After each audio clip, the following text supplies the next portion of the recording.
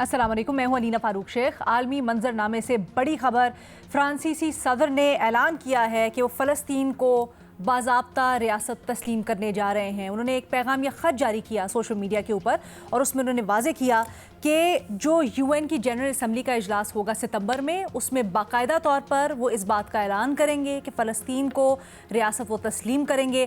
अब इसकी अहमियत या सिग्निफिकेंस ये है कि मगरबी ममालिक में दुनिया के जो बड़े मुल्क हैं, फ्रांस उनमें से एक है, यानी फॉर्मली जो G7 ममालिक हैं उनमें से पहला मुल्क है फ्रांस जो कि फ़लस्तीन को अलग रियासत तस्लीम कर ले। अब इससे न सिर्फ बाकी दुनिया के ऊपर इम्पैक्ट पड़ेगा, जो मगरबी ममालिक हैं उनके ऊपर इम्पैक्ट पड़ेगा, इसके असरात होंगे, बल्कि हम देख रहे हैं कि इसके ऊपर रिएक्शंस भी आना शुरू हो गए हैं। आप देखें, इसराइल ने इस बयान की मजम्मत की है और इस इक़दाम को ये करार दिया है कि जो इसराइल और हमास का मामला चल रहा है उसके ऊपर ये नेगेटिवली इम्पैक्ट करेगा और ये कहा है कि जी ये तो हमास की पुष्टपनाही करने के मुतरादिफ है। अमेरिका ने भी इसको मुस्तरद कर दिया है फ्रांस के इक़दाम को और ये कहा है कि ये फ़ैसला हमास के प्रोपेगेंडे को फ़रोग़ दे रहा है। लेकिन दूसरी जानिब जो बाकी दुनिया है, ख़ासकर कनाडा, बरतानिया, उनके ऊपर प्रेशर भी पड़ रहा है, क्योंकि आपको पता है इस गज़ा में क्या सूरत हाल चल रही है। एक कोहराम मचा हुआ है वहाँ पर, जिसकी आगे जाकर हम बात भी करते हैं। बट इस ऐलान के बाद फ्रांसीसी सदर के बरतानिया के वज़ीर आज़म ने इमरजेंसी कॉल जर्मनी और फ्रांस के सदूर से रखी है और इसी मामले के ऊपर बात भी होगी, क्योंकि बड़ा प्रेशर है इस वक्त बरतानिया के ऊपर भी कि वो फ़लस्तीन को एक्सेप्ट करे एज अ रियासत और जो हालात इस वक्त गज़ा में चल रहे हैं उसका कोई हल निकाला जाए। फिर आपको पता है कनाडा के ऊपर भी बड़े एहतजाज हो रहे हैं, बड़ा प्रेशर है इस वक्त कि वहाँ पर भी कुछ इस सिलसिले में किया जाए। गज़ा की सूरत हाल दिन ब दिन अबतर होती चली जा रही है और हम जब भी इसराइल गज़ा में कुछ करता है या फ़लस्तीन से मुतल्लिक कोई जुल्म करता है तो हम सोचते हैं इससे ज़्यादा क्या बुरा हो सकता है। लेकिन अब जो इतलात सामने आ रही हैं वो तो दिल दहला देने वाली। इसराइल ने गज़ा में हर किस्म का खाना पीना, यहाँ तक कि बच्चों का दूध बंद कर दिया है और ये जुल्म की इंतहा देखें कि वो लोग मजबूर जो कि बिल्कुल भूखे प्यासे फाके हैं, वहाँ पर कोई जो एड छोटी मोटी उन्होंने कैंप्स लगाए हुए हैं, वहाँ पर मजबूरी में जाते हैं लेने के लिए इस आसरे में कि शायद कुछ मिल जाए। इसराइल उनके ऊपर वहाँ पर फायरिंग कर देता है। यानी ये जो एड कैंप्स हैं इनको नस्ल कुशी के लिए हथियार के तौर पर भी इस्तेमाल किया जा रहा है। लेकिन दुनिया की तरफ से और ख़ासकर फ्रांस का जो इक़दाम है और दुनिया में जो प्रेशर बिल्डअप हो रहा है, इसराइल के अंदर एहतजाज हो रहा है, अब क्या वो फोर्स करेगा या क्या वो मजबूर करेगा कहीं ना कहीं इसराइल को कि वो अपनी सख्त गिर पॉलिसियाँ, ये जो बर्बरियत जारी रखे हुए है, तब्दीली लाए? ये ज़रा अपने तज्ज़ियाकारों से पूछते हैं। हमें ज्वाइन करें इसके लिए मज़हर अब्बास साहब मेरे स्टूडियोज़ में मौजूद है, बेनज़ीर शाह साहिबा, फैसल वरायद साहब, इरशाद भट्टी साहब भी हमें ज्वाइन कर रहे हैं। फैसल, आपसे शुरू करेंगे और ज़रा हमें सबसे पहले समझाइएगा फ्रांस का बाज़ाब्ता तौर पर तस्लीम कर लेना फ़लस्तीन को रियासत, इसकी अहमियत क्या है और डायनामिक्स किस हद तक इससे तब्दील हो सकते हैं मामले के, मसले के? बहुत शुक्रिया।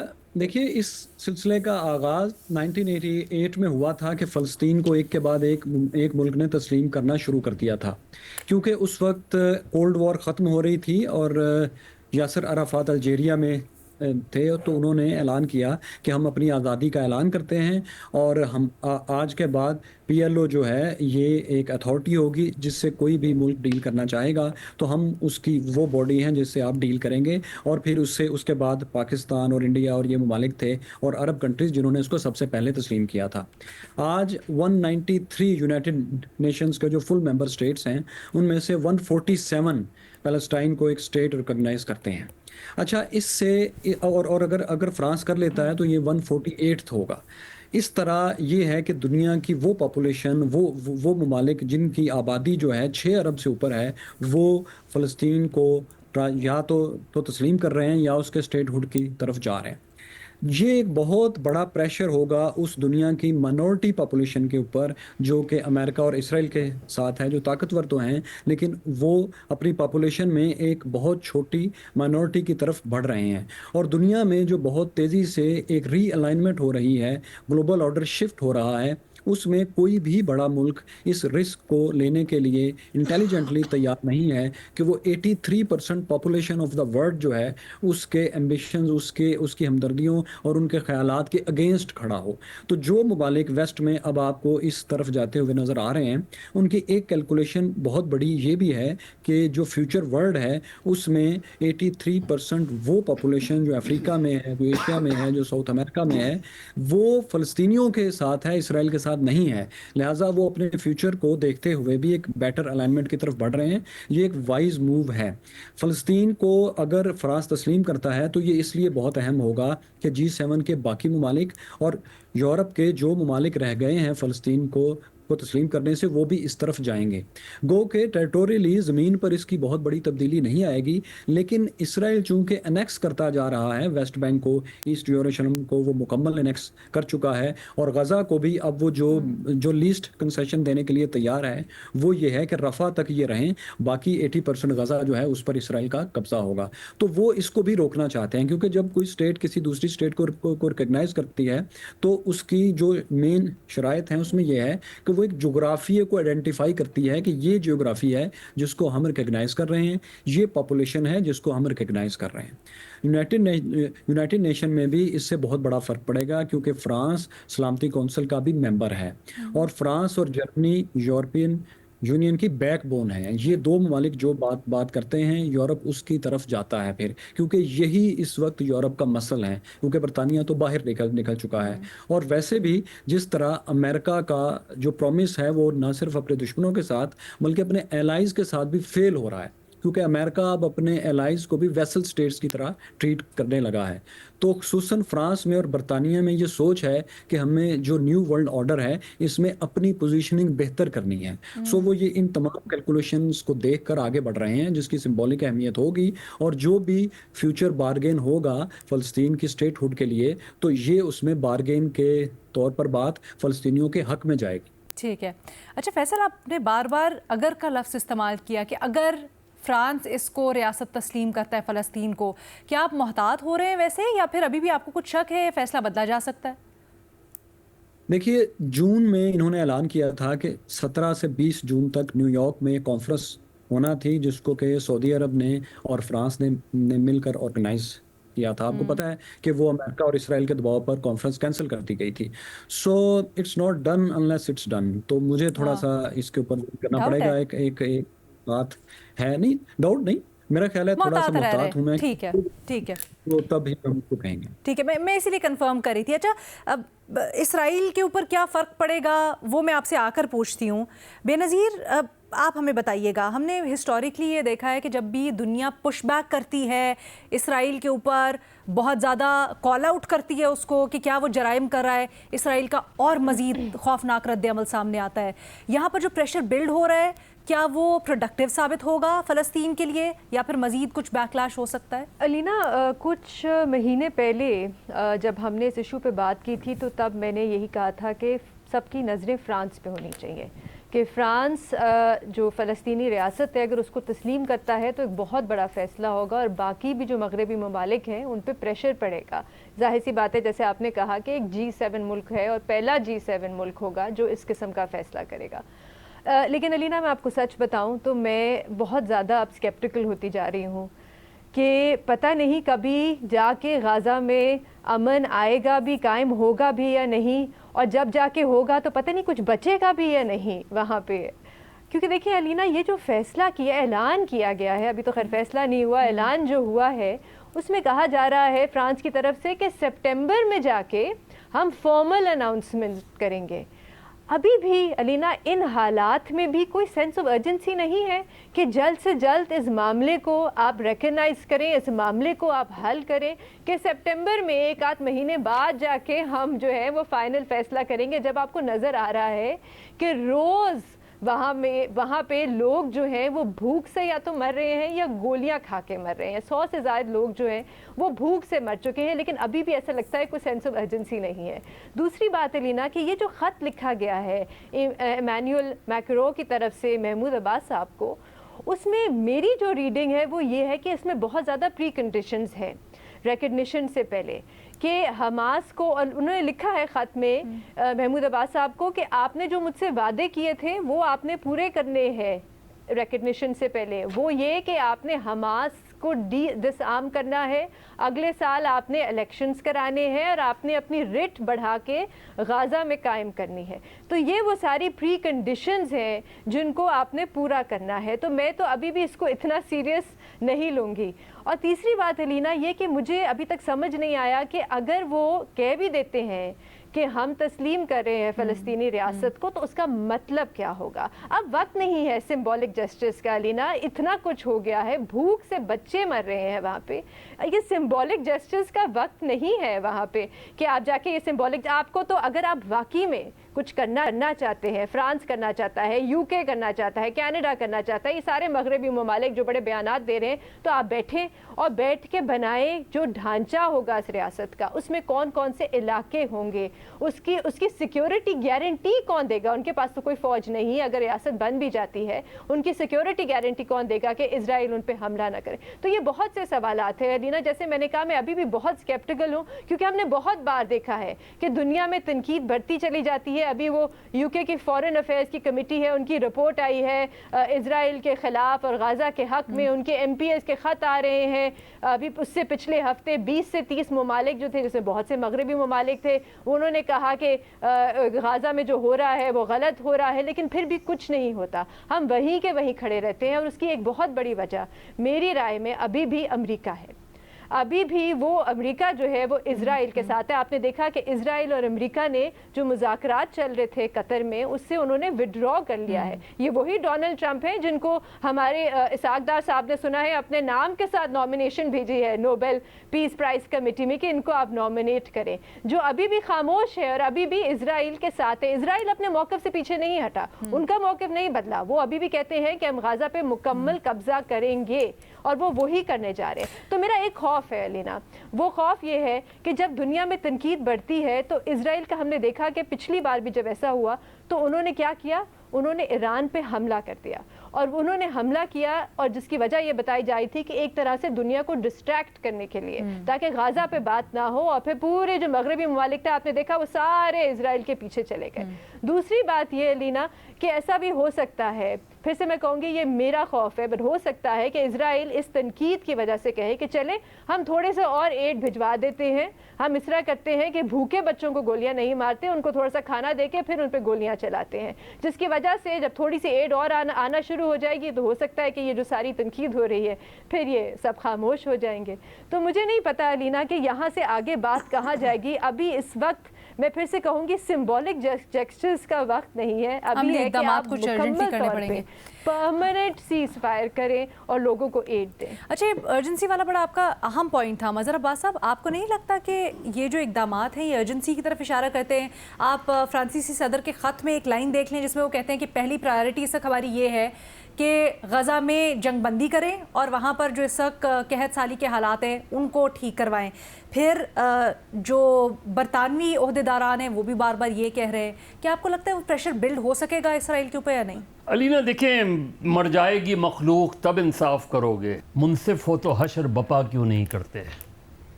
مطلب وہاں ہو کیا رہا ہے؟ یہ آپ جب تک آپ ریکگنائز کریں گے, جب تک آپ اس کو تسلیم کریں گے, جس طرح ابھی بے نظیر کہہ رہی تھی, وہاں بچا کیا ہے سوائے قبرستان کے؟ وہاں آپ پچھلے 2 دن میں جو رپورٹس آئی ہیں, جو اے ایف پی کے کورسپونڈنٹس ہیں ان کی رپورٹس پڑھیں آپ, رائٹرز, بی بی سی, ان کے کورسپونڈنٹس ہیں, وہ کوئی پروفیشنل ایڈ کی بات نہیں کر رہے. وہ یہ بات نہیں کر رہے کہ ان کو کوریج کرنے کی وہ نہیں ہے. وہ یہ بات کر رہے ہیں کہ میں کوریج کروں کیسے, میں بھوک سے مر رہا ہوں. یہ کبھی بھی نہیں ہوا. گولی لگنے سے مرنے سے کبھی کسی نے یہ نہیں کہا کہ ہمیں کوئی اس کا خطرہ ہے کہ گولی سے ہم مر جائیں گے. کبھی کسی بھی آپ دیکھ لیں جو جرنلسٹ جو کور کرنے گئے ہیں, کبھی انہوں نے یہ کمپلینٹ نہیں کی. پہلی مرتبہ یہ ہو رہا ہے ہیومن ہسٹری میں کہ وہ یہ کمپلین کر رہے ہیں کہ میں کوریج کیسے کروں, میں تو مجھ سے کھڑا نہیں ہوا جا رہا اس میں. اور دوسری طرف بچے مر رہے ہیں, عورت مر رہے ہیں, دنیا بے حس ہے. ایک طرف وہ نیتن یاہو بالکل یزید بنا ہوا ہے, وہ قتل عام کیا جا رہا ہے، وہ رک ہی نہیں رہا، دنیا اسے روکنے کو تیار نہیں ہے. ہم نیٹی گریٹی میں پڑے ہوئے ہیں کہ جی ہاں فرانس ریکگنائز کر لے گا تو بہت کچھ ہو جائے گا. کیا ہوگا جہاں اتنی بروٹ فورس ہے اور اس کو امریکہ کی کمپلیٹ بیکنگ حاصل ہے، کمپلیٹ سپورٹ حاصل ہے، وہاں دنیا اس کو کسی نے نیتن یاہو کو کنڈیم کیا. تو مجھے نہیں لگتا، آئی ڈونٹ تھنک سو کہ جو ہے فرانس کا یہ اعلان جو ہے اس کی کوئی عملی شکل سامنے آئے گی. اب آپ یہی دیکھیں کہ اگر یہ کنڈیشنز ہیں اس کے کیا معنی ہوئے. محمود عباس اور حماس کا تو کانفلکٹ موجود ہے. محمود عباس کی رٹ ہے کہاں؟ تو محمود عباس کہاں سے رٹ قائم کریں گے اپنی اس میں؟ تو یہ مجھے نہیں لگتا، I don't see, I am not very hopeful. مجھے نہیں لگ رہا کہ مجھے لگ رہا ہے کہ اسرائیل پلس امریکہ کا کمپلیٹ یہ ایگریمنٹ ہے ٹو فنش دیم. جب یہ کمپلیٹلی وائپ آؤٹ ہو جائیں گے، مار دیے جائیں گے، حماس کا نام و نشان مٹ جائے گا، یہ سب کچھ ہو جائے گا، تب بھی پیلسٹینین کو ایک الگ ریاست تسلیم نہیں کیا جائے گا. ہو سکتا ہے میں غلط ہوں. وہ فلسطین کو اس میپ پہ، ورلڈ میپ پہ دیکھنا ہی نہیں چاہتے. اور یہ آپ دیکھ لیں اس لیے کہ آپ کی کوئی ریزسٹنس پاور ہی نہیں رہی. یا آپ پورے عرب کنٹریز کو اٹھا کے دیکھ لیں، پوری مسلم امہ کو اٹھا کے دیکھ لیں، کون کھڑا ہے فلسطین کے ساتھ؟ یہ بیان دے دیا، یہ لپ سروس ہو گئی، اس طرح. وہیں وہ کچھ خبریں آ جاتی ہیں کہ جی یورپ نے کنسرن شو کر دی ہے، فرانس ریکگنائز کر رہا، شاید کر لے، اعلان کر دیا ہے. کہاں سے؟ تو میں تو I am not very hopeful. مجھے لگتا ہے کہ یہ جینوسائیڈ چلتا رہے گا، یہ جو ہے ماس کلنگ چلتی رہے گی. اور جب یہ ہو جائے گا کہ ہاں فلسطین کو نیست و نابود کر دیا ہے، اس زمین کا فیصلہ کر لے گا کوئی. وہ صاحب جہاں جو آپ بات کر رہے ہیں دیٹ از ایبسولوٹلی فیکٹس، لیکن دوسری طرف ہم یہ بھی دیکھ رہے ہیں کہ بہت بڑا احتجاج ہو رہا ہے دنیا میں. آپ کسی ملک کو اٹھا کے دیکھ لیں بھٹی صاحب، وہاں پر اپنی گورنمنٹس کو یہ بار بار کہا جا رہا ہے کہ آپ اس معاملے کا حل نکالیں، کچھ کریں فلسطینیوں کے لیے. آپ وہ امریکی یا جنرلی نیوز چینلز کی کوریج دیکھ لیں جو کہ پہلے بالکل اسرائیل کے پیچھے کھڑے تھے، اب وہ 360 ڈگری شفٹ ہے اور بار بار کال آؤٹ کر رہے ہیں اسرائیل کو. اسرائیل کے اندر سے آوازیں اٹھ رہی ہیں، احتجاج ہو رہے ہیں نیتن یاہو کے خلاف. سر کیا یہ جو احتجاج ہے، کیا چلے دیر سے ہی صحیح دنیا جاگی ہے، اپنی حکومتوں کو جھنجھوڑ رہی ہے، کیا یہ کچھ امپیکٹ ڈال سکیں گے، اسرائیل کو روک سکیں گے؟ میڈم شیخ، چند تصویریں بلکہ چند ویڈیوز آئی ہیں غزہ سے، اور جو وہاں جو بھوک سے نڈھال یعنی بھوک سے مرتے بچے، اور یقین کریں ان کو دیکھ کر لگ نہیں رہا تھا کہ یہ انسانی بچے ہیں.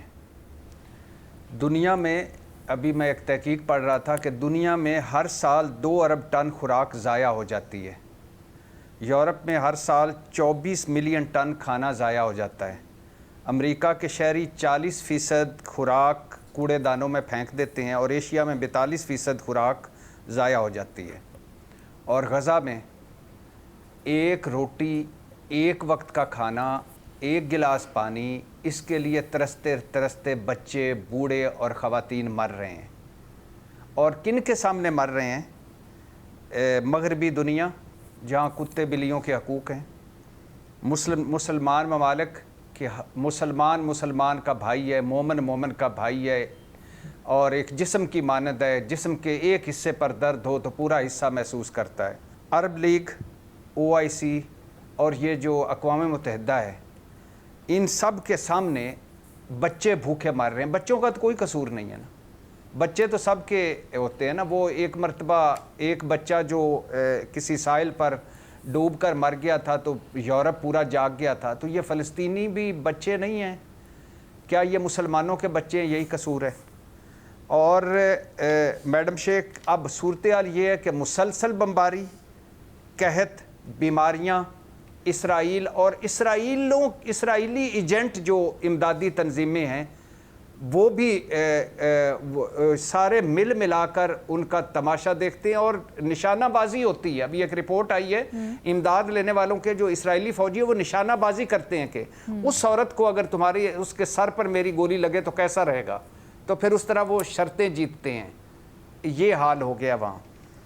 آپ نے ابھی کہا کہ بہت میڈیا کوریج ہو گئی ہے, تو کیا کریں جی, میڈیا کوریج ہو گئی ہے تو بہت احتجاج ہو رہے ہیں, تو کیا کریں جی.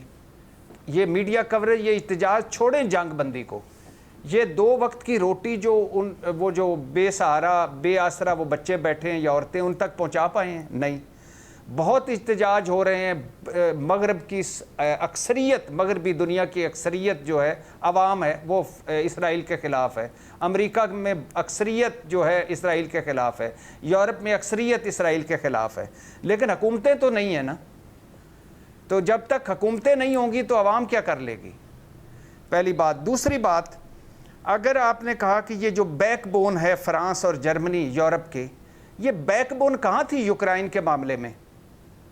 یہ سارا یورپ یوکرائن کے ساتھ کھڑا تھا اور یوکرائن کو مروانے والا یہ سارا یورپ ہے, اور آج اس کے پاس ککھ نہیں رہا اور وہ روتا پھر رہا ہے اور امریکی صدر اس کی بےعزتیاں کر رہا ہے. کدھر ہے یورپ, یہ بیک بون؟ تو میڈم شیخ فلسطین کو تسلیم بھی کر لیں گے. ابھی میرے بھائی نے کہا کہ 147 ممالک تسلیم کر چکے ہیں, تو وہ 147 ممالک کہاں ہیں؟ اور جب آپ دوسری بات یہ ہے کہ اگر امریکہ اگینسٹ ہوگا, اور امریکہ جو 6 مرتبہ ویٹو کر چکا ہے یا 5 مرتبہ اقوام متحدہ میں اسرائیل کے حق میں, تو اگر وہ خلاف ہوگا تو فرانس کی کیا اہمیت رہ جائے گی؟ فرانس کی کیا اوقات ہے کہ وہ اس کے خلاف جائے؟ وہ تو خود اکٹھے ہو رہے ہیں کہ ہمیں بابا ٹرمپ مار نہ دے, ہم اکٹھے ہوں, اور وہ اکٹھے نہیں ہو پا رہے. پہلی بات.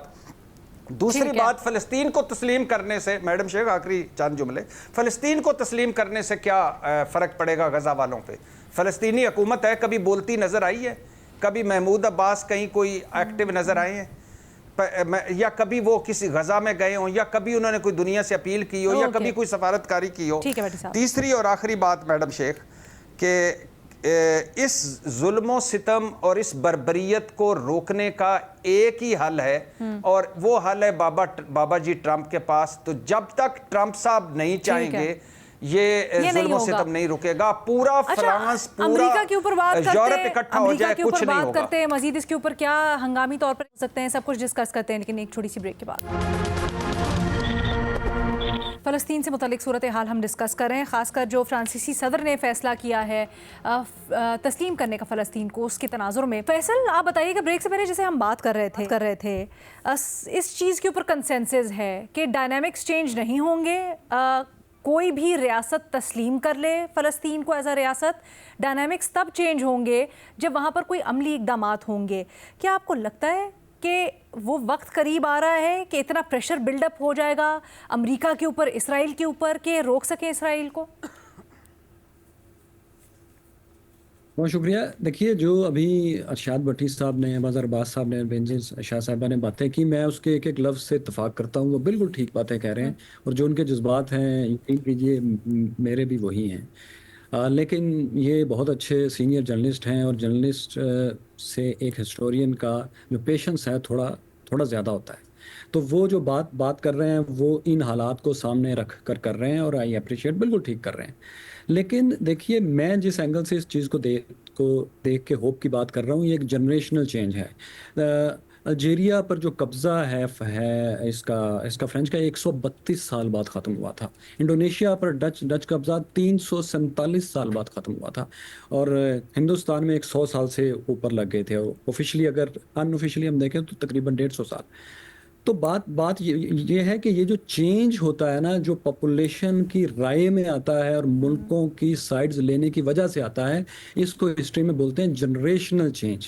تو یہ جو ابھی اس طرح کے سٹیپس ہوتے ہیں جو فرانس لے رہا ہے, جو ورلڈ 83% پاپولیشن اگینسٹ اسرائیل ہے, تو یہ جنریشنل چینج لے کر آتا ہے نیکسٹ جنریشن میں. وہ جنریشن جنہوں نے پھر اگلی پیڑھی میں فیصلہ سازی کی پوزیشن پر آنا ہے, اس سے دنیا کی ریالٹیز بدلتی ہیں, اکنامک اور ڈپلومیٹک پوزیشنز چینج ہوتی ہیں. تو یہ چھوٹے چھوٹے سٹیپس جس وقت ہو رہے ہوتے ہیں, اس وقت میرے تمام دوست بالکل ٹھیک بات کر رہے ہیں ऑन ग्राउंड टेरिटोरियली कोई चेंज लेकर नहीं आ रहे होते। जेनोसाइड आर्मीनिया में हो रहा हो, हिटलर कर रहा हो, कहीं भी हो रहा, वो हो जाता है, क्योंकि नेचर ये है कि जब वैसे इस वक्त तो सूरत हाल कुछ ऐसी है कि लोग बचेंगे ही नहीं, तो चेंज अगली नस्ल कहाँ से आएगी? हाँ, बहुत अच्छा क्वेश्चन है, शुक्रिया आपने ये बात पूछी। देखिए 7 मिलियन 70 लाख फ़लस्तीनी हैं जो मकबूजा फ़लस्तीन में, अगर उसके अंदर इसराइल को भी आप शामिल कर लें, वेस्ट बैंक, गाज़ा, ईस्ट यरूशलेम में सारी जगह पर मौजूद हैं।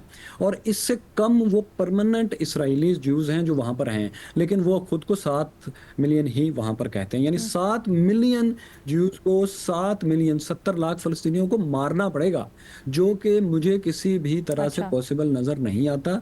हाँ जी, मेरा नहीं ख्याल कि वो 70 लाख लोगों को एंटाइटल टू योर ओपिनियन, लेकिन बेनज़ीर मज़हर साहब, भट्टी साहब भी इसके लिए कुछ कहना चाहते हैं। बेनज़ीर से शुरू करते हैं। बिल्कुल ठीक बात है, शायद हमें पेशेंस नहीं अब रह गया, क्योंकि वर्ड्स हमने बहुत दफ़ा सुन लिए हैं, एक्शन हमने अभी तक देखा नहीं है, और वक्त का हमारे पास टाइम नहीं है। सेटलर वायलेंस आपने देखा है वहाँ पे कितनी तेज़ी से बढ़ रहा है। अब तो उनको बंदूकें दे दी हैं, वो तो जाके सारा डेमोग्राफिक ही बदल रहे हैं।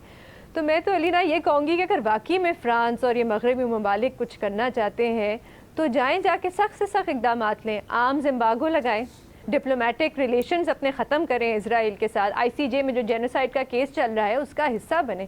ये वो चीज़ें हैं जो आप कर सकते हैं अगर आप वाकई में चाहते हैं कि जंग बंदी हो और सीज़ फायर हो वहाँ पे। ये सिंबॉलिक जेस्चर्स हम तो चले यहाँ पे बैठ के कह सकते हैं, चले टाइम आएगा हिस्ट्री में लिखा जाएगा। गाज़ा में लोग ऐसे तो नहीं सोच रहे होंगे कि हिस्ट्री में क्या लिखा जाएगा, तारीख में क्या लिखा जाएगा। उनको तो इस वक्त खाने की ज़रूरत है, अपने बच्चों को, अपने घर वालों को बचाने की ज़रूरत है। अच्छा बेनज़ीर, अभी फैसल कह रहे थे जहाँ जुल्म बर्बरियत हो रहा है, यकीनन हम इसके ऊपर आवाज़ उठा रहे हैं और रुकना चाहिए, ये इक़दामात भी होने चाहिए, लेकिन वो समझते हैं कि ऐसा नहीं हो सकता कि आप फ़लस्तीनियों को ही सफ़ाए हस्ती से मिटा दें, ऐसा करना नामुमकिन है।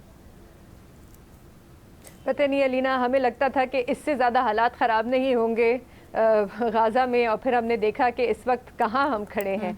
तो मैंने जैसे कहा, मैं शायद बहुत ज़्यादा पेसिमिस्टिक हो गई हूँ इस मामले में और काफ़ी ज़्यादा स्केप्टिकल हूँ। मज़हर साहब देखिए, ये कोई इमोशनल मसला नहीं है, यानी इमोशंस तो होते ही हैं जब आप बच्चों को मरा देखते हैं, जब आप औरतों को मरा देखते हैं।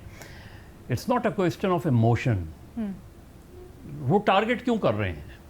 देखिए, पूरी दुनिया यानी पूरा western world, even including the Arab world, जो है वो एक चीज़ पे कहीं ना कहीं कि उनको एक 9/11 के बाद एक फियर फैक्टर था। आप देखें 9/11 के बाद एक टर्म यूज़ हुई और वो टर्म आज तक यूज़ होती है, इस्लामिक टेररिज्म। ये उनके जहनों में बैठ गई है। अब वो फ़लस्तीन को भी उसी तरीके से देखते हैं, वो ईरान को भी उसी नुक्ता नज़र से देखते हैं। इससे पहले उन्होंने सीरिया को तबाह किया, उन्होंने इराक़ को तबाह किया, उन्होंने अफ़गानिस्तान को तबाह किया, उन्होंने जो है वो सारे ममालिक जो कभी ना कभी पैलेस्टीनियंस और इनको जो है वो सपोर्ट करते रहे थे। एक तो सोवियत यूनियन के टूटने से पैलेस्टीनियन कॉज कमज़ोर हो गया, बहुत ज़्यादा कमज़ोर हुआ, क्योंकि वो सोवियत यूनियन जो इन सारे ममालिक को सपोर्ट करता था और इनडायरेक्टली जो पैलेस्टीनियन कॉज को सपोर्ट करता था। आप बिल्कुल राइटली हिस्ट्री का हवाला दे रहे हैं। अभी फैसल ने भी अपना आर्गुमेंट हिस्ट्री का हवाला दे के ही बनाया। उन्होंने कहा तारीख आप उठा के देख लें, इस तरह से कोई मिटा नहीं पाया। नहीं, सॉल्यूशंस वक्त के बाद ही निकलते हैं। तारीख आगे क्या होता है वो नहीं। देखिए, क्यों बच्चों को क्यों टारगेट किया जा रहा है, औरतों को क्यों टारगेट किया जा रहा है? ताकि जनरेशन नहीं होए, जनरेशन को मारा जा रहा है। ये ऐसे ही नहीं टारगेट कर रहे कि जी रैंडम फायरिंग में बच्चे मर गए, रैंडम फायरिंग में ख़वातीन मर गई। वो डेलिबरेटली टारगेट कर रहे हैं, क्योंकि वो समझते हैं कि ज़ाहिर है एक बच्चा सारी ज़िंदगी गोलियों के साए में जब बड़ा होता है तो उससे क्या एक्सपेक्ट करते हैं आप? ठीक है, वो अपनी ज़मीन की आज़ादी के लिए लड़ेगा ना। मैं अगर एक छोटी एक सेकंड मैं सब कंप्लीट कर लें। इसलिए वो डेलिबरेटली वो अचीव कर पाए नहीं कर पाए, लैला खालिद से लेके आज तक चीज़ों को। लेकिन मुझे लग ये रहा है कि उनका जो इजराइल का जो टारगेट है और जिसको अमेरिका की सपोर्ट हासिल है, बाकी ममालिक की सपोर्ट हासिल है, उसका कहीं ना कहीं ताल्लुक जो है वो उस कॉन्सेप्ट से जो 9/11 के बाद उनके जहनों में बैठ गया। ओके, बेनज़ीर भी प्लीज़ मुख्तसर रखिएगा। जी अलीना, मैं सिर्फ ये कहूँगी कि वो एक जेनोसाइड के हिस्टोरियन है और स्कॉलर हैं, اور وہ کہتے ہیں کہ 21ویں صدی میں کبھی اتنی ڈسٹرکشن نہیں ہوئی, اتنی تباہی نہیں ہوئی جتنی اس وقت غازہ کے کچھ علاقوں میں ہو رہی ہے, کہ بلکہ ہیروشیما ناگاساکی سے زیادہ. انہوں نے کہا اس وقت جو ریشو ہے, جتنی تیزی سے لوگوں کو قتل کیا جا رہا ہے, کبھی 21ویں صدی میں ایسا ہوا نہیں ہے. تو آپ مجھے بتائیں کہ جینوسائیڈ کے اسکالر اگر یہ کہہ رہے ہیں تو آپ بتائیں کہ کیا ہی بچے گا وہاں پہ, اگر آپ 1 مہینہ یا 2 مہینہ یا پتہ نہیں تاریخ میں کتنے مہینے انتظار کریں گے. اچھا بھٹی صاحب. میں فیصل بھائی کا یعنی ان کی رائے کا احترام کرتا ہوں, وہ ٹھیک کہہ رہے ہیں. ہمارا اپنا ایک ویو پوائنٹ ہے اور ہسٹورین کا ایک اپنا ہوتا ہے, وہ لمبا دیکھتے ہیں. لیکن ایک نسل تو ختم ہو گئی ہے, 30% زمین پر قبضہ ہو گیا ہے, اور بارود اور بھوک کے علاوہ کچھ نہیں ہے جو باقی بچے, اور ہجرتیں کروائی جا رہی ہیں تاکہ نکلو یہاں سے.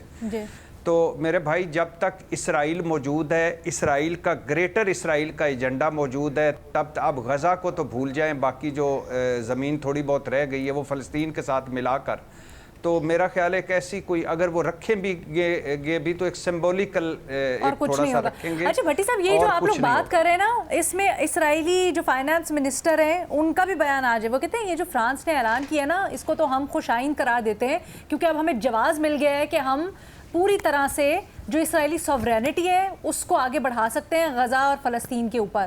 فیصل. میرا جواب یہ ہے کہ آپ دیکھیے, ایک لمحے کے لیے آپ یہ ایزیوم کر لیجئے کہ اسرائیل نے تمام مکمل غزہ کو اور ویسٹ بینک کو اور تمام فلسطینی اسٹیٹ کی جو مجوزہ اس کی جو ٹیریٹری ہے اس ساری کو انیکس کر لیا ہے, اور امریکہ نے دنیا کی سب سے پاورفل اسٹیٹ نے اس کو ایک لیجیٹیمیسی دے دیا. باقی دنیا نے کنڈیم کیا ہے لیکن انہوں نے کوئی اس کنڈیمنیشن کو خاطر میں نہیں لائے.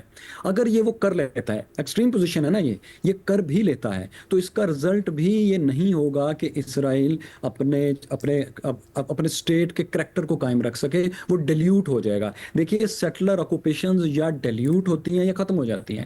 اسرائیل کا جوش اسٹیٹ کریکٹر یہ ہے کہ وہاں جوش ہمیشہ میجورٹی میں ہوں گے اور وہ قانون بنائیں گے, باقی سب کو فالو کرنا پڑے گا. یہ وہ اسٹیٹ کا کریکٹر ہے. اس کریکٹر کے ساتھ اسرائیل کبھی بھی قائم نہیں رہ سکتا, یہ بات آپ سب نوٹ کر لیں. اس کی ایک ہی صورت ہے, وہ یہ کہ فلسطینیوں کو مار دیا جائے یا ان کو باہر بھیج دیا جائے, اس کے علاوہ کوئی صورت نہیں ہے. اگر ان دونوں صورتوں میں سے ایک میں وہ کامیاب نہیں ہوئے تو اسرائیل ڈیلیوٹ ہوگا. سوری فیصل, بٹ اس وقت ایگزیکٹلی یہی ہو رہا ہے نا, یا تو وہ آدھوں کو مجبور کر رہے ہیں کہ وہ پاس کے ملکوں میں بھاگ جائیں, یا پھر جو باقی بچ گئے ان کو بھوک سے اور گولیوں سے مار رہے ہیں. تو پھر اینڈ میں تو یہی ہوگا نا کہ اسرائیلی غالب آ جائیں گے اور فلسطینی کم ہو جائیں گے. اگر وہ اس میں کامیاب ہوتے ہیں کہ اس کی جو 7 ملین وہاں پر فلسطینی ٹوٹل ہیں, ان کے بڑے حصے کو وہ باہر بھیج دیتے ہیں یا مار دیتے ہیں, دین یو آر رائٹ, وہ اس میں کامیاب ہو جائیں گے. ابھی بھی جو اگر کا لفظ استعمال کر رہے ہیں یہ بڑا قابل اعتراض ہے. دیکھیے وہ 70 لاکھ لوگوں کو قتل کرنا, اب آپ کو نہیں لگتا ایسے ہو پائے گا. ٹھیک ہے, فیئر انف سر. اگر وہ یہی دیکھیے, یہ پوائنٹ بہت اہم ہے, اس کو غور, اگر وہ اس میں کامیاب نہیں ہوتے تو اسرائیل اپنے کریکٹر میں ڈیلیوٹ ہو جائے گا, اس میں وہ جوش میجورٹی نہیں رہے گی جو اسٹیٹ کا کریکٹر ہے. اوکے سر, آپ انٹائٹلڈ ہیں اپنے اوپینین کے لیے اور ہم اس کا احترام کرتے ہیں, لیکن ہمارا جو پینل کی اکثریت ہے, بے نظیر شاہ صاحبہ, مظہر عباس صاحب, ارشاد بھٹی صاحب, ان کو بالکل امید نہیں نظر آتی یہ جو آج فرانسیسی فیصلہ ہوا ہے فلسطین کو ایکسیپٹ کرنے کا ایز اے ریاست اس میں, اور دنیا بھی جیسے اس کے اوپر ریاکٹ کر رہی ہے, ان کو نہیں نظر آتا کہ اس سے کوئی عملی طور پر فلسطینیوں کے لیے بہتری ہو سکے گی. لیکن فیصل وڑائد صاحب کافی ہوپ فل ہیں, وہ سمجھتے ہیں کہ تاریخ یہ بتاتی ہے کہ وقت لگتا ہے لیکن جو ظالم ہوتا ہے وہ اینڈ میں نہیں پروسیڈ کرتا. اور اگر اسرائیل اور فلسطین کی سچویشن کے اندر دیکھا جائے تو وہ سمجھتے ہیں کہ جی جو اسرائیل ہے وہ اپنے اہداف کے اندر نہیں سکسیڈ کر پائے گا. Only time will tell. ہم صرف یہاں پر امید اور دعا کر سکتے ہیں کہ جو اس وقت حالات ہیں کوئی دیکھے گا اور ظلم اور بربریت کو ختم کروائے گا. ود دیٹ بریک لیتے ہیں, مزید سوالوں کے ساتھ واپس آئیں گے. Welcome back. یوٹیوب کے اوپر بھیجے گئے آپ کے سوالوں کو تجزیہ کاروں کے سامنے رکھتے ہیں, جواب جانتے ہیں ان کے. جی پہلا سوال بھٹی صاحب سے کرتے ہیں. بھٹی صاحب, اطلاعات یہ ہیں کہ بانی پی ٹی آئی نے 5 اگست کی تحریک کو مطلوبہ مومنٹم نہ ملنے پر بڑی ناراضی کا اظہار کیا ہے. سوال یہ ہو رہا ہے کیا اس سے جیل کے باہر پارٹی قیادت کی ساکھ متاثر ہوگی؟ رد عمل پر آپ کی رائے سر. جی بالکل، عمران خان صاحب نے بیرسٹر گور، سلمان اکرم راجہ، علی امین گنڈاپور تینوں کا نام لے کر پیغام بھجوایا ہے کہ فوکس کریں اس پر، تحریک پر، اور 5 اگست کو یوم سیاہ منائیں اور مومنٹم ہونا چاہیے، پیک ہونی چاہیے 5 اگست کو. اور انہوں نے کہا کہ بیٹوں کے حوالے سے بھی بات کی کہ میرے بیٹوں کا یہ حق ہے کہ وہ اس حوالے سے میرے حوالے سے جو مجھے 22 گھنٹے میں سیل میں رہتا ہوں، یا وضو کے لیے پانی گندا ملتا ہے، یا کتابیں، ٹی وی، اخبار بند ہیں، تو اس کے لیے آواز اٹھائیں. تو اور عمران خان نے یہ بھی کہا ہے کہ آپس میں اب جو آپ جھگڑ رہے ہیں یہ ختم کریں. اور سینٹ پہ انہوں نے ایک بار، اچھا جو سینٹ کا جو تھا نا ایک ابہام تھا میڈم شیخ، جس پہ ہم نے بہت بات کی، اس پہ بھی عمران خان نے کہا ہے کہ اچھا ہے، ہاں یہی انہی لوگوں کو ہونا چاہیے تھا. اور مشال کا انہوں نے کہا ہے کہ 31 کو جو ثانیہ نشتر کی سیٹ خالی ہوئی ہے اس پر وہ الیکشن لڑیں گی. تو یس بالکل عمران خان خوش نہیں ہے پارٹی سے. تو سر اس سے پارٹی کے اوپر پازیٹیو اثر پڑے گا؟ 5 اگست کے لیے لوگ ذرا موٹیویٹ ہوں گے؟ خان صاحب ناراض ہیں یا پھر ان کے حوصلے پست ہو جائیں گے؟ خان صاحب تو خوش ہی نہیں ہوتے. ایک تو میڈم شیخ کل یہیں جیو میں میری بیرسٹر گور صاحب سے بات ہوئی، تو وہ ایک کہتے ہیں کہ اب آئندہ آپ ہمارے اختلافات میڈیا پر نہیں دیکھیں گے. ایک دوسرا انہوں نے خبر سنائی کہ 25 ایم پی اے اور 13 ایم این اے اور 3 سینیٹرز ہمارے اگلے دنوں میں ہو سکتا ہے نااہل ہو جائیں، اور اس حوالے سے ہم حکمت عملی بنا رہے ہیں. اور عمران جی اور عمران خان کے جو بچے آ رہے ہیں اس حوالے، بیٹے آ رہے ہیں، اس حوالے سے ہم تیاریاں کر رہے ہیں. تو وہ کہہ رہے تھے کہ اب ہاں جی آ رہے ہیں. وہ کہہ رہے تھے کہ اب ہم ابھی بلکہ اسلام آباد ہائی کورٹ میں پٹیشن بھی دائر کرنے جا رہے ہیں عمران خان کے بیٹوں کی، عمران خان سے ملاقات کے لیے. تو اب وہ کہہ رہے ہیں کہ اب ہمارے اختلافات سامنے نہیں آئیں گے. ایک منٹ، عمران خان کے بیٹوں وغیرہ کے لیے جب آئیں گے، کیونکہ وہ کچھ کہہ رہے تھے گرفتاری کا بھی خدشہ ہے کچھ، ان کے لیے کوئی حفاظتی انتظامات بھی کریں گے وہ عدالت جا کر؟ نہیں، صرف وہ اجازت لیں گے عمران خان سے ملنے کی. اور حکومت نے کہا ہے کہ وہ تو کب آ رہے ہیں بھٹی صاحب؟ گور صاحب نے آپ کو کیا بتایا؟ جی یہ انہوں نے کہا کب آ رہے ہیں، کہاں رہیں گے، کتنے دن رہیں گے، یہ ہم ابھی نہیں بتا سکتے. کیوں؟ پتہ نہیں، ان کی مرضی. تو وہ احتجاج کریں گے یا صرف ابا سے ملیں گے؟ کچھ یہ بتایا؟ جی ابھی تک یہ اطلاعات ہیں کہ وہ عمران خان سے ملیں گے. اور کوئی احتجاج، تحریک وغیرہ کچھ نہیں کہ ہو سکتا ہے؟ نہیں، ابھی اس حوالے سے نہیں، ابھی اس حوالے سے چلے بھٹی صاحب، یہ آپ خبر دے رہے ہیں، کیونکہ میں نے جتنا گوہر صاحب کو مختلف ٹی وی چینلز میں بھی سنا تھا، انہوں نے اس کے اوپر ذرا مٹھی بند ہی رکھی ہوئی تھی، کچھ وہ نہ کنفرم کریں نہ ڈینائی کریں. بٹ ارشاد بھٹی صاحب کو گوہر خان صاحب نے بتایا کہ خان صاحب کے بیٹے آ رہے ہیں اور ان کے لیے اور خان صاحب سے ان کی ملاقات فیسیلیٹیٹ کروانے کے لیے اسلام آباد ہائی کورٹ سے بھی آنے والے دنوں میں پی ٹی آئی رجوع کرے گی. تھینک یو بھٹی صاحب. آگے بڑھتے ہیں، بے نظیر سے سوال کرتے ہیں. بے نظیر، آپ سے پوچھا جا رہا ہے کہ اسلام آباد ہائی کورٹ نے ان مقدمات کی جانچ کے لیے کمیشن بنانے کا حکم دیا تھا جن میں توہین مذہب کے الزامات کی ممکنہ غلط استعمال پر خدشات اٹھائے گئے، لیکن اب وہ معطل کر دیا گیا کمیشن. کیا اس فیصلے سے ایسے مقدمات کی جانچ یا ان میں بہتری لانے کی کوشش پر اثر پڑ سکتا ہے؟ علینا، پہلے تو ہمیں شکر کرنا چاہیے کہ ہمارے ملک میں ابھی بھی ایسے ججز ہیں، ایسے بہادر ججز ہیں جیسے جسٹس سردار اعجاز اسحاق جنہوں نے یہ فیصلہ دیا، اور ایسے بہادر وکلا ہیں جیسے ایمان مزاری، ہادی، عثمان بڑائچ، جنہوں نے یہ کیس لڑا اور ان لوگوں کے لیے انصاف لینے کی کوشش کی. نا کیونکہ اس کی لائیو سٹریمنگ ہوتی تھی اس کیس کی، اور میں دیکھتی رہتی تھی، اور مسلسل اس کیس کے دوران دباؤ ڈالنے کی کوشش کی جج پہ اور وکلا پہ، بلکہ سوشل میڈیا پہ ایک کیمپین بھی چلائی گئی. اور کچھ ایسی چیزیں ہیں جو جب کیمرہ بند ہو جاتا تھا تو ہوتی تھی، جن کی تفصیلات میں نہیں جا سکتی، لیکن سوشل میڈیا پہ جب یہ فیصلہ آیا تو ایک کیمپین چلائی گئی کہ یہ آرڈر جو ہے، یہ جو بلاسفیمی کے قوانین ہیں، ان کو ختم کرنے کے لیے. اب آپ سوچیں یہ کتنی خطرناک اور جھوٹی ایک کیمپین ہے، لیکن کتنی خطرناک ہے ہمارے ملک میں. اب آرڈر میں ہے کیا؟ آرڈر میں یہ ہے کہ کہا جاتا ہے کہ ایک مبینہ طور پہ ایک گروپ ہے، بلاسفیمی گینگ گروپ ہے، جس میں کچھ ایف آئی اے کے افسران ہیں اور جن کو ہیڈ ایک وکیل کرتے ہیں، اور وہ ہنی ٹریپ کرتے ہیں ینگ لڑکوں کو اور ان پہ غلط یہ بلاسفیمی کے کیسز کر کے ان کو اندر کر دیتے ہیں، پھر ان سے پیسے بناتے ہیں. تو جسٹس اعجاز اسحاق صاحب نے کیا لکھا اپنے آرڈر میں؟ صرف یہ کہ حکومت کو چاہیے کہ ایک فیکٹ فائنڈنگ کمیشن بنائے, اس کی ایک لائیو سٹریمنگ ہو. صرف انہوں نے یہ لکھا, یہ نہیں کہا کہ ہم یہاں پہ بیٹھ کے ڈیسائیڈ کریں گے کہ یہ گلٹی ہے یا نہیں گلٹی. انہوں نے کہا بس ایک فیکٹ فائنڈنگ کمیشن ہو تاکہ پتہ چل سکے کہ یہ بلاسفمی کے قوانین, یہ قانون جو ہے اس کا غلط استعمال تو ہی نہیں ہو رہا. اب علینا آپ مجھے بتائیں کون اس قسم کے فیصلے سے خوف زدہ ہو سکتا ہے کہ ایک کمیشن بنایا جائے؟ صرف وہ لوگ جو چاہتے ہیں کہ سچائی سامنے نہ آئے وہی ہو سکتے ہیں نا.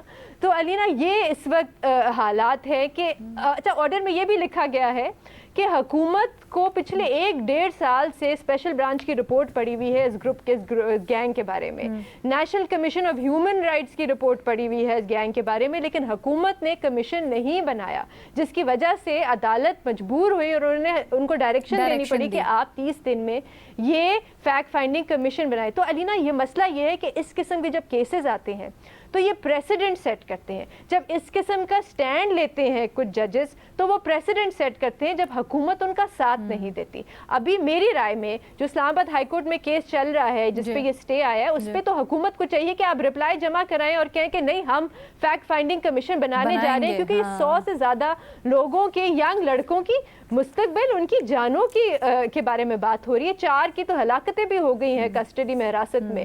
تو یہ ایک بہت ہی اہم کیس ہے. جیسے ہم پچھلے اسی ہفتے بات کر رہے تھے سوات کے کیس کی کہ آپ حکومت کو بلیک میل نہیں ہونا چاہیے, تو یہاں پہ آپ ثابت کریں کہ آپ بلیک میل نہیں ہوں گے اور اس گروپ کو بلیک میل کرنے نہیں دیں گے دوسرے لوگوں کو. تھینک یو سو مچ بے نظیر, ویری ویل پٹ. اچھا جی مظہر عباس صاحب, سر آپ سے سوال ہو رہا ہے, سندھ میں رواں برس کاروکاری کے نام پر 110 افراد کا قتل, جن میں 82 خواتین شامل ہیں. کیا یہ اعداد و شمار اس بات کا ثبوت ہیں کہ ریاست غیرت کے نام پر قتل روکنے میں ناکام ہو چکی ہے؟ ایسے واقعات کی روک تھام کے لیے مزید کیا اقدامات ہو سکتے ہیں؟ علینا یہ چیزیں تو چل رہی ہیں اور چلتی رہیں گی, حکومت کچھ نہیں کرے گی. آج میں آپ کو ایک بہت ہی اس پروگرام سے پہلے ایک ٹیلی فون کال آئی مجھے. اچھا. وہ ایک گریڈ 20 کا افسر تھا اور اس نے کہا کہ مظہر صاحب میں پچھلے 3 سال سے مجھے تقریباً کالے پانی کی سزا ہوئی ہے اور مجھے بالکل ڈمپ کر دیا گیا ہے. میں آپ کوشش کریں کہ میں پریس کلب میں کوئی پریس کانفرنس کر لوں, میں ہمیشہ کے لیے ملک چھوڑ کے جانا چاہتا ہوں. میری کوالیفیکیشن دیکھیں, میں نے 1 سال پہلے چیف سیکریٹری سے ملا, ان کو بھی یہ ساری چیزیں تھیں. میں نے کہا سر میں فرسٹریٹ ہو رہا ہوں, یہ میری کوالیفیکیشن ہے, میں بہت سے آپ کے یہ جو افسران بیوروکریٹس ہیں ان سے بہت زیادہ کوالیفائڈ ہوں, مجھے کیوں ڈم کر دیا گیا ہے؟ میرے پاس چوائس کیا ہے, یا تو میں اپنے آپ کو مار لوں. وجہ کیا تھی ویسے؟ نہیں وہی تو وجہ ہی تو معلوم کرنا چاہ رہا ہے کہ مجھے وہ یہی کہہ رہا ہے کہ میں کیا کہہ رہی ہے؟ سندھ سے تعلق ہے ان کا؟ کدھر سے؟ سندھ سے تعلق ہے, سندھ سے, کراچی سے, یہاں سے, یعنی ظاہر ہے سندھ سے ہی تعلق ہے. گریڈ 20 کا افسر ہے, وہ کہہ رہا ہے میں چیف منسٹر مجھے جانتے ہیں, یہ جو منسٹرز ہیں یہ سب مجھے جانتے ہیں, میری کوالیفیکیشن کو جانتے ہیں, یہ انہیں پتہ ہے کہ میں کتنا کوالیفائڈ ہوں, لیکن مجھے کوئی پوسٹنگ نہیں دی جا رہی. تو میں کیا کروں؟ میں باہر, اب میرے پاس یہ چوائس ہی نہیں رہی ہے, تو میری سمجھ میں نہیں آ رہا.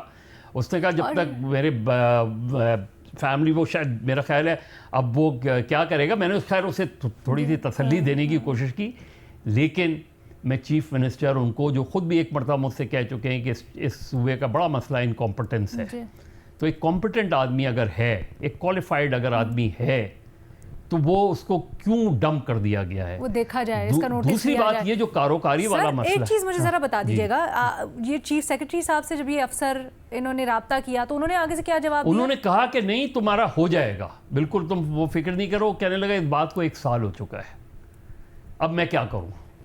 مجھے ان کی اسیسمنٹ کیا ہے, کیوں ایسا ہوا ہے, کیا کوئی نہیں, وہ خود وہ ریزن معلوم کرنا چاہ رہا ہے, وہ خود بھی یہ ریزن معلوم کرنا چاہ رہا ہے کہ مجھے آخر اگر میری کوالیفیکیشن کم ہے, میں میرٹ پہ پورا نہیں اترتا, تو آپ بتائیں اس میں اور آئی ایم شور مظہر صاحب آپ سے رابطے میں ہیں, تو وہ قابل افسر ہی ہوں گے, یا اچھے نہیں بھی ہیں, تو اس چیز کا نوٹس لیں جی, اور مظہر صاحب سے کانٹیکٹ کے لیے, ڈیٹیلز کے لیے آپ رابطہ کر سکتے ہیں.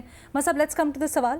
دیکھیے کاروکاری جو ہے, کاروکاری ہو جائے, آپ مجھے تو اس لفظ پہ بھی تھوڑا سا افسوس ہوتا ہے جب ہم اسے آنر کلنگ کہتے ہیں.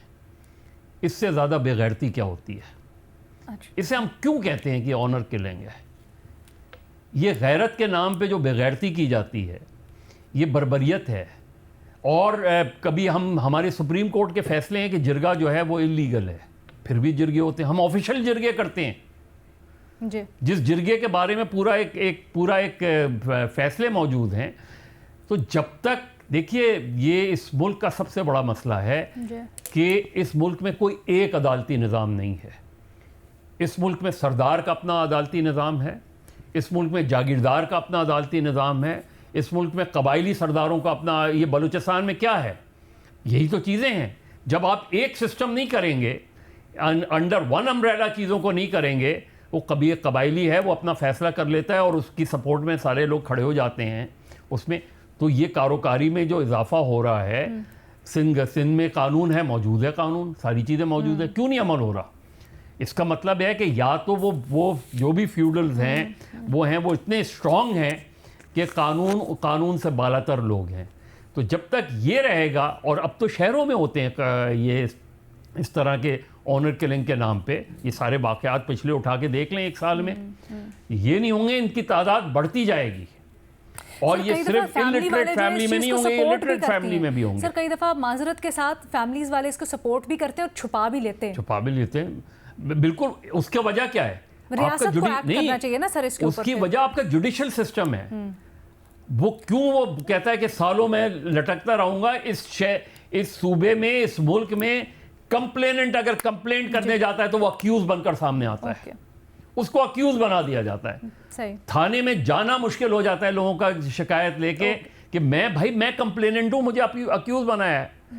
میں جانتا ہوں ایک ایسے افسر کو جو کمپلینٹ لے کر گیا, وہ اس کا نفسیاتی مریض بن گیا اور پھر مر گیا. اس ملک میں یہ ساری چیزیں ہو رہی ہیں اور ہم اپنی سیاست میں پڑے ہوئے ہیں کہ کون اس ملک میں اقتدار میں آتا ہے اور کون نہیں آتا. بہت ہی افسوس کی بات ہے. آج کے پروگرام جی اجازت دیں, اللہ حافظ.